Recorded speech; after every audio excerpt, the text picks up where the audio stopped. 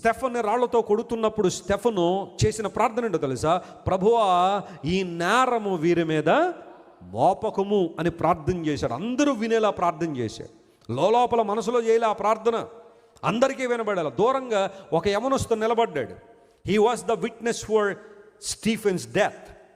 Stephen యొక్క మరణానికి సాక్ష్యతను, అంటే స్టెఫను చచ్చిపోవాలి, ఇతను ఎండోర్స్ చేయాలి, సాక్షి సంతకం పెట్టాలి చనిపోయాడని.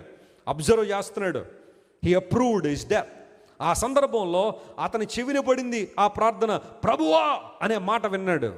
ఒక రోజున యేసు ప్రభు స్వరూప దర్శనాన్ని చూశాడు.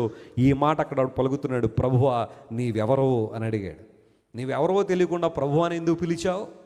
సౌలా, నువ్వెవరో అని అడుగుతున్నావు, ఎందుకు పిలిచావు? కలెక్టర్ గారి దగ్గరికి వెళ్ళి, కలెక్టర్ గారు మీరు ఎవరని అడుగుతారు ఎవరైనా? ఆ స్టేట్మెంట్లోనే ఆన్సర్ ఉంది కదా, ప్రభువా నువ్వెవరు. ఆ ప్రభు అనే ఆ ఇన్ఫ్లుయెన్స్, ఆ ఇంపాక్ట్ ఎక్కడి నుంచి వచ్చిందంటే స్టెఫను ప్రార్థన నుండి వచ్చింది.